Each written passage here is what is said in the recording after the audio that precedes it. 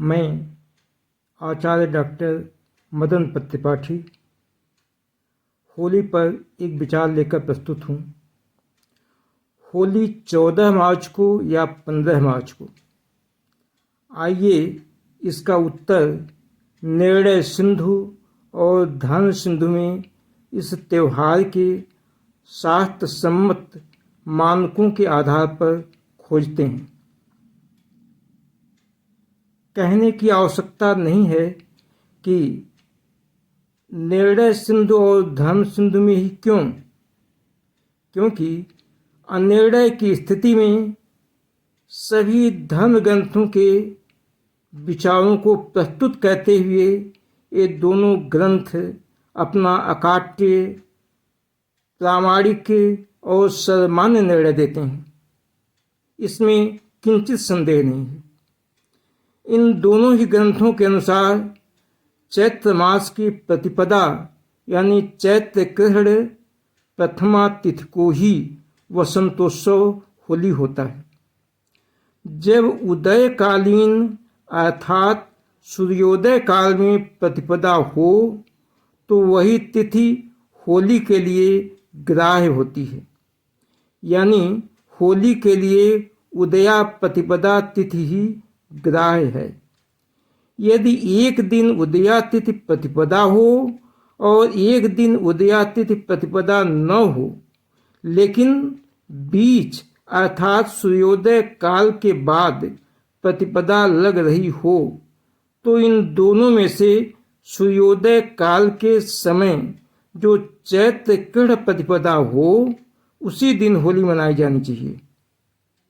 सूर्योदय के बाद लगने वाली प्रतिपदा में तो कदापि नहीं, ऐसा निर्णय सिंधु कहता है और ऐसा ही धर्म सिंधु भी कहता है, क्योंकि निर्णय सिंधु के परिच्छेद 2 पृष्ठ 345 में लिखा है, चैत्र कृष्ण प्रतिपदी वसंतोत्सव निर्णयः, चैत्र कृष्ण प्रतिपदी वसंतोत्सवः, साच उदयिकी ग्राह्या प्रवृत्ते मधुमासे तु प्रतिपद्युदिते रवौ इति भविष्योक्तेः दिनद्वये तथात्वे पूर्वा। इसके अतिरिक्त पुराण समुच्चय तथा हेमाद्रि मत भी इसका समर्थन करता है। भविष्योत्तर पुराण में तो यहाँ तक कहा गया है, वत्सरादौ वसंतादौ वलिराज्ये तथैव च पूर्वविद्धैव कर्तव्या प्रतिपत् सर्वदा बुधैः। अर्थात चैत्र कृष्ण प्रतिपदा जब सूर्योदय के समय हो तो उस दिन वसंतोत्सव करें अर्थात होली मनाएं। लेकिन यदि दोनों ही चैत्र कृष्ण प्रतिपदा हो तो पहली वाली यानी सूर्योदय काल के समय की चैत्र कृष्ण प्रतिपदा के दिन होली मनाएं। जिस दिन सूर्योदय काल के समय चैत्र कृष्ण प्रतिपदा न हो, बाकी समय हो, उस दिन होली नहीं मनाएं, क्योंकि ऐसी होली वंश का नाश करने वाली होती है। हेमाद्रि ने भी कहा है, चैत्रे मासि महाबाहो पूर्णे तु प्रतिपद्दिने। मैं यहाँ इस वीडियो में निर्णय सिंधु के होली के निर्णय विषयक पृष्ठ को रेखांकित तथा संस्कृत वाले मूल भाग को हाईलाइट करके वीडियो में प्रस्तुत कर रहा हूँ। आइए अब जानते हैं कि 14 मार्च और 15 मार्च में से किस दिन चैत्र शुक्ल प्रतिपदा उदयकालीन व्याप्त है, अर्थात इन दोनों तारीखों में से किस तारीख को सूर्योदय काल में चैत्र शुक्ल प्रतिपदा है। तो पंचांग के अनुसार 14 मार्च शुक्रवार को दिन में 11:11 तक पूर्णिमा है। इसके बाद यानी दिन में 11:11 के बाद चैत्र कृष्ण प्रतिपदा आरंभ हो रही है। तो स्पष्ट है कि 14 तारीख यानी 14 मार्च को सूर्योदय के समय चैत्र कृष्ण प्रतिपदा नहीं है।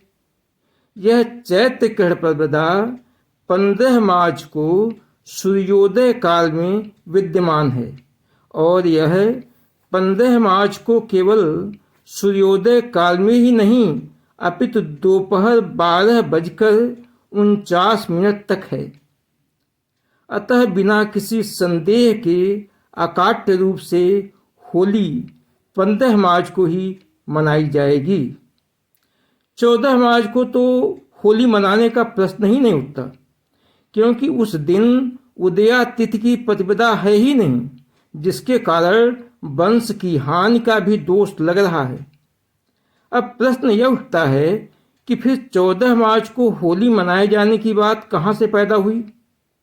तो मुझे लगता है कि 14 मार्च को पहले से होली का राजकीय अवकाश घोषित है और आजकल तो किसी मुख्यमंत्री के अपने आने जाने की सुविधा के अनुसार व्रत त्योहार की घोषणा सारे धर्म ग्रंथों, सारे निर्णयों से ऊपर मान ली जाती है। मैंने इसके लिए चंद पंक्तियां लिखा है, यद्यपि इसे अन्यथा न लें, क्योंकि मैं स्वयं भाजपा समर्थक और योगी समर्थक हूं, किंतु सच को सच कहने से भी कभी पीछे नहीं हटता। वेद शास्त्र के वाक्य तो घूर और कतवार, वेद शास्त्र के वाक्य तो घूर और कतवार, योगी जी जब भी कहें तब ही व्रत त्योहार। समय नहीं है योगी जी को करना शीघ्र पयान, इसीलिए होली सभी 14 को ले मान। एक बार पुनः, वेद शास्त्र के वाक्य तो घूर और कतवार, योगी जी जब भी कहें तब ही व्रत त्योहार। समय नहीं है योगी जी को करना शीघ्र पयान, इसीलिए होली सभी 14 को ले मान। धन्यवाद।